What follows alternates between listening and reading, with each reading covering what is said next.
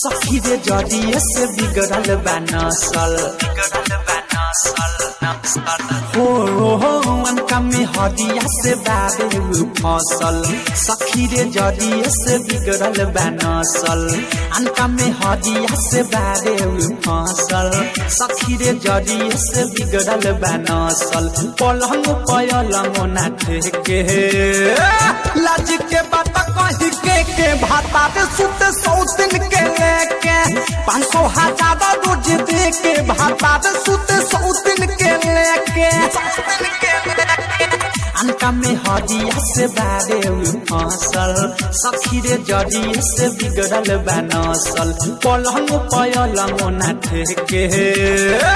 लाज के बात कही के भाता पे सुत 100 दिन के लेके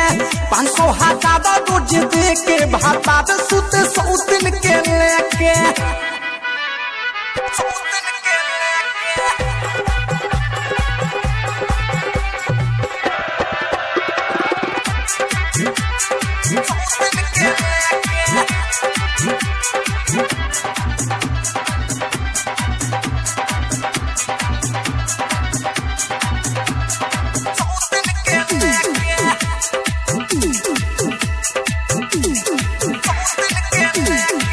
काठी ना काठी पढ़ा के खियावलस कहाँ के जड़ी बूटी पिया के पियावलस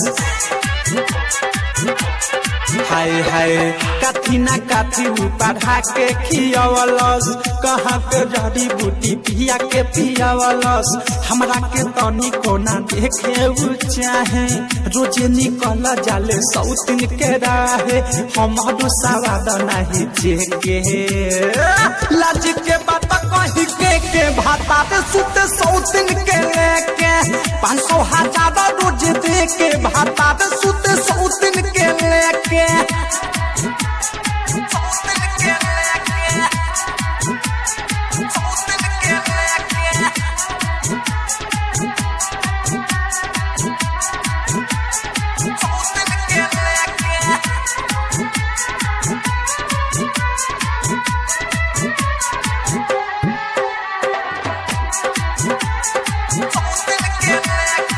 गौने के बेरी से मुर्जो बनाऊ पास बा हमर भातार बनल दोसरा के खास बा ये सच हाय हाय गौने के बेरी से मुर्जो बनाऊ पास बा हमरे भातार बनल दोसरा के खास बा सुचनी की ससुरा में पूरी मोरा सादा धा मोरा जवानिया के उड़ी सखी गादा दोसरे के तावा जाके सेके लाज के बात कही के भाता पे सुत 100 दिन के लेके 500 हजार रोज दे के भाता पे सुत 100 दिन के लेके भाता पे सुत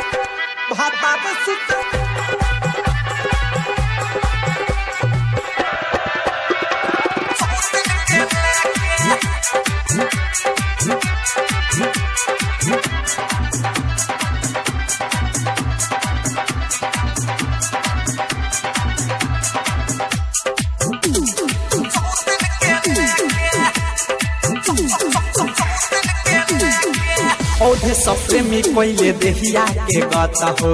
बिकी बिसलौ के धैले बालत हो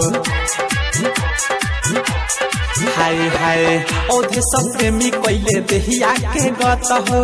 बिकी बिसलौ के धैले बालत हो कहीं हम के तना ले बिकी अनुराग हो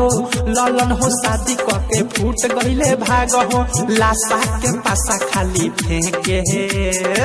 लाज के बात कही के भाता पे सुत 100 दिन के लेके 500 हजार रोज दे के भाता पे सुत 100 दिन के लेके अनका में हदिया से बाबे फसल सखी रे जदिए से बिगड़ल बा नसल पलंग पलंग ना ठेके लाज के बात कही के भाता पे सुत 100 दिन के लेके 500 हजार रोज दे के भाता पे सुत 100